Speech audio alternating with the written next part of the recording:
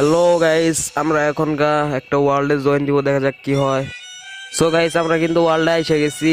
দেন এদের সাথে কথা বলা যাক। হ্যালো ভাইয়ারা, আমার নিয়ে একটা ম্যাচ খেলবেন? আমি কিন্তু অনেক ভালো খেলি। ওই হ্যালো মামা। হুম, বলো মামা। তা ওয়ার্ল্ডে কি তুমি জয়েন দিছিলে?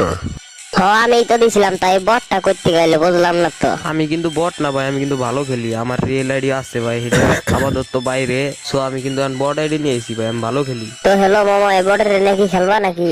ওই বট, তোর কি যোগ্যতা আছে আমাদের ওই সাথে মামা, ম্যাচ ওরা খেলার? কি কি মেরে দিম নাকি?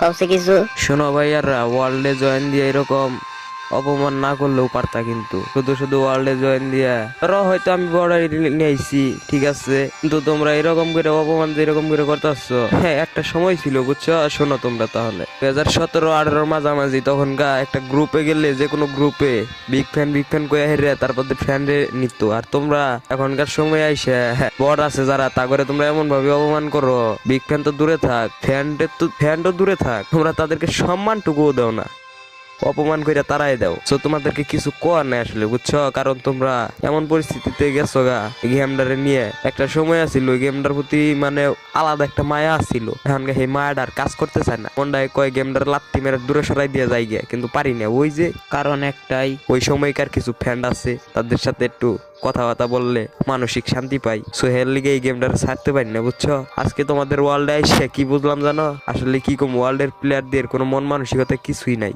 অপমান করে আরো তারাই দেয়, কিছু কর নাই, বুঝছো? সো তোমাদেরকে আমি একটা কথাই বলতে চাই, আমাদের তো কিছু পারো আর না পারো, কাউরে অপমান করে এরকম করে তারাই দিও না। কারণ তোমরা সেই মানুষটার জায়গায় বসে দেখো, আমি তোমাদেরকে অপমান করতেছি, তোমরা আমার গ্রুপে বট আইডি নিয়ে আইসো, তো তোমাদের কি ফিলিংসটা হইব এবং কিরকম লাগবো, তো এই কথাটা বিবেচনা করে মানুষের সাথে এরকম করে বিহেভ করো না। ভালো হয়ে যাও, বুঝছো? ভালো হইতে কিন্তু পয়সা লাগে না। আরে মামা, বড়ে যা কইছে ভালোই কইছে। ওই মামা, এই বটে কি কয়? এই বটের মাথা টাথা নষ্ট হয়ে গেছে নাকি? বুঝলাম না রে মামা। ওই বট শোন, যেদিন আমাদের লেভেলে আসতে পারবি সেদিন আমাদের গ্রুপে আসবি, বুঝছস? আর ওয়ার্ল্ডের থেকে এরকম কোনো বট শট আমরা নিয়ে খেলি না, বুঝছস? তোর তো নিমুই না, প্রশ্নই আসে না। তোর নেলা বট আমরা গনিও না, বুঝছস? তোর নিয়ে আর তো প্রশ্নই আসে না। আর মাম্মা লো, আমরা ওরা কিক টিক মাইরে আমাদের মতো আমরা ম্যাচ খেলতে শুরু করে দেই। ভাগ ওই বট, কি খেলবা কো? আর ওরে দাঁড়াও, আগে সরাই লই, দাঁড়াও, ওয়েট করো। গাইস, এটা কোনো কথা? কিক মেরে দিল, আসলে কিক কমু গাইস, বুঝছো? আজকে বড় আইডিটা নিয়ে গেছিলাম, দেখে ওয়ার্ল্ডের মানুষের মন মানসিকতাটা বুঝতে পারলাম, বুঝছো?